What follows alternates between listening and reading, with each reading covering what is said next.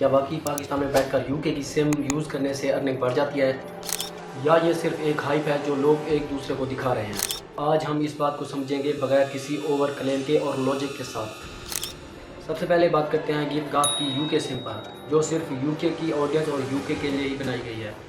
یہ پاکستان کے لیے ڈیزائن نہیں کی گئی۔ آپ اسے جب پاکستان میں یوز کرتے ہیں تو آپ اسے رومنگ پر یوز کر سکتے ہیں اور آپ اس کے لوکل یوزر نہیں رہیں گے۔ اس کا سیدھا مطلب یہ ہے کہ سسٹم آپ کو یوکے یوزر ٹریٹ نہیں کرتا۔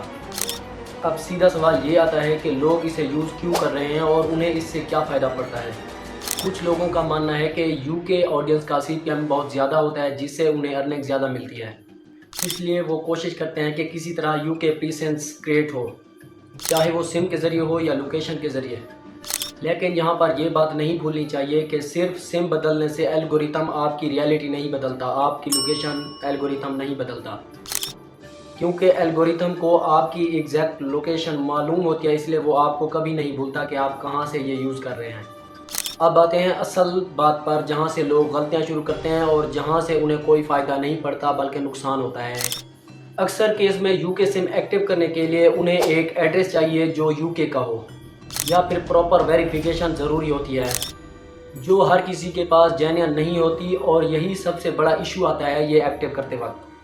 کچھ پلیٹ فارم جیسے کہ میٹا ہو گیا، ٹک ٹاک ہو گیا، یہ آپ کی ہر ایکٹیویٹی چیک کرتے ہیں، انہیں یہ بھی معلوم ہو جاتا ہے کہ آپ گیف گاف کی سم یوز کر رہے ہیں، یوکے کی سم یوز کر رہے ہیں، یہاں تک کہ وہ آپ کا IP ایڈریس بھی ٹریک کر لیتے ہیں۔ اور دوسری حالت میں یہ پلیٹ فارم آپ کی ریچ آہستہ آہستہ کم کر دیتے ہیں، جس سے یوزر کو پتہ بھی نہیں چلتا کہ اس کے ساتھ ہو کیا رہا ہے، اس کی ایکٹیویٹی کی وجہ سے اس کی ریچ کم کر دی جاتی ہے۔ آپ نے یہ بھی نوٹس کیا ہوگا کہ آپ جب گیف گاف کی سم یوز کرتے ہیں تو آپ کے پاس رومنگ کا مسئلہ آتا ہے اور نیٹ ورک بھی انسٹیبل ہو جاتا ہے۔ اور اس کے ساتھ ساتھ اگر ہم اس کے فائدوں کی بات کریں تو کچھ اس کے فائدے بھی ہیں جو میں آپ کو بتاتا ہوں۔